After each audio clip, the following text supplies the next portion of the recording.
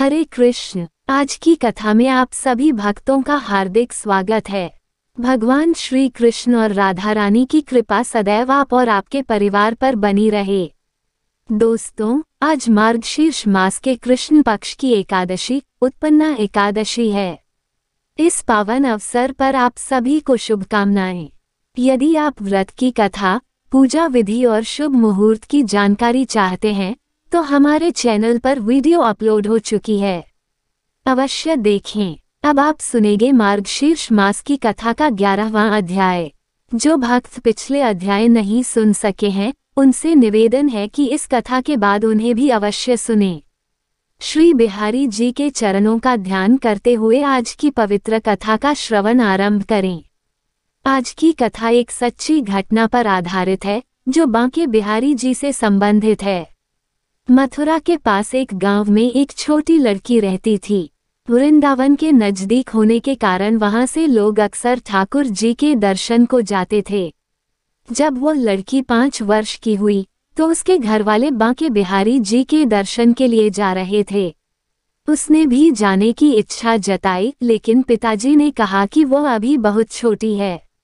समय बीतता गया और जब वह 7 साल की हुई तब भी परिवार किसी कारणवश उसे साथ नहीं ले जा पाया। इस कारण वह मन ही मन दुखी रहती और ठाकुर जी के दर्शन की लालसा बढ़ती गई। जब वह 17 साल की हुई तो उसका विवाह वृंदावन के पास के एक गांव में तय हो गया। उसने सोचा अब तो ठाकुर जी के दर्शन अवश्य होंगे। विवाह के बाद मायके और ससुराल की रस्मों के बीच भी उसके मन में ठाकुर जी के दर्शन की चाह बनी रही। एक दिन जब वह अपने पति के साथ यमुना नदी के पास बैठी थी तो उसने मन ही मन ठाकुर जी को अपना देवर मान लिया और इस रिश्ते से बहुत खुश हुई। तभी एक किशोर बालक वहां आया और उसे भाभी कहकर पुकारने लगा। वह चौंक गई और सोचा कि यह कौन हो सकता है। वह बालक मुस्कुराता रहा लेकिन वह जवाब नहीं देती थी। अंततः उसने घूंघट उठाया तो वह बालक दौड़कर भाग गया। कुछ दिनों बाद उसकी सास ने पति से कहा कि वे बांके बिहारी जी के दर्शन के लिए जाएं। पति पत्नी मंदिर गए। वहां भीड़ थी और घूंघट में वह ठाकुर जी के सामने खड़ी थी। पति ने उसे घूंघट उठाने के लिए कहा। जैसे ही उसने घूंघट हटाया तो ठाकुर जी की मूर्ति के स्थान पर वही किशोर बालक मुस्कुराता हुआ दिखा। वह स्तब्ध रह गई और अपने पति को बुलाकर बताया। पति ने ठाकुर जी की मूर्ति की ओर देखा और समझ गया कि ठाकुर जी ने अपनी भक्त को साक्षात दर्शन दिए हैं। उसने अपनी पत्नी की भक्ति की सराहना की और कहा कि ठाकुर जी सच्चे प्रेम से बनाए गए रिश्ते को निभाते हैं। कथा का संदेश यह है कि यदि आप ठाकुर जी की सच्चे मन से सेवा करते हैं और उनसे कोई भावनात्मक रिश्ता जोड़ते हैं तो वे उस रिश्ते को निभाते हैं, चाहे वह पुत्र, भाई, मित्र या किसी अन्य रूप में हो। आइए प्रेम से बोले जय श्री बांके बिहारी लाल की जय। इसके बाद भगवान नारायण, नर श्रेष्ठ, देवी सरस्वती और वेदव्यास को समर्पित स्तुति एवं व्रत, तीर्थ और पुरुषोत्तम क्षेत्र का विस्तार पूर्वक वर्णन किया गया है। कथा का समापन भगवान के प्रति भक्ति और विश्वास पर जोर देते हुए हुआ। भगवान विष्णु का प्रकट होना और उनका उपदेश। भगवान विष्णु मेघ के समान श्याम वर्ण और शंख चक्र धारण किए हुए गरुड़ पर आरूढ़ होकर प्रकट हुए।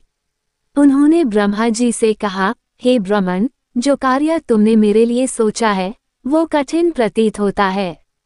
फिर भी मैं तुम्हें इसका मार्ग बताता हूँ। मैं और तुम एक ही हैं। यह संपूर्ण जगत मुझमें ही व्याप्त है। समुद्र के उत्तर तट पर महानदी के दक्षिण भाग में एक पवित्र स्थान है। वह सभी तीर्थों का फल देने वाला क्षेत्र है। नील पर्वत के पास जहाँ मैं निवास करता हूँ वहाँ जो लोग मुझे देखेंगे वे मोक्ष को प्राप्त करेंगे। उन्होंने कहा कि यह स्थान अदृश्य था लेकिन अब सबके लिए प्रकाशित होगा। जो भी यहाँ एक दिन निवास करेगा वह अश्वमेध यज्ञ के बराबर पुण्य प्राप्त करेगा। इतना कहकर भगवान अंतर ध्यान हो गए। गजेंद्र मोक्ष। गजेंद्र ने पिछले जन्म की स्मृतियों और स्तोत्रों का स्मरण करते हुए श्री हरि का ध्यान किया। उसकी प्रार्थना सुनकर गरुड़ पर सवार भगवान विष्णु प्रकट हुए। उन्होंने अपनी करुणा से ग्राह मगरमच्छ के चंगुल से गजेंद्र को मुक्त कर दिया। भगवान ने अपने चक्र से ग्राह का वध किया और गजेंद्र को मोक्ष प्रदान किया। तुलसी चालीसा और आरती। तुलसी जी की महिमा का वर्णन करते हुए कहा गया है कि उनकी पूजा के बिना भगवत आराधना अधूरी है। जो भक्त तुलसी माता की पूजा करते हैं उनके सभी संकट दूर हो जाते हैं। कार्तिक मास में तुलसी पूजा का विशेष महत्व बताया गया है। आरती में तुलसी जी की महिमा और उनके हरि प्रिया होने का वर्णन किया गया है। पाठ का समापन भगवान विष्णु और तुलसी माता की महिमा के गुणगान के साथ होता है। जय जगन्नाथ, जय राधे राधे।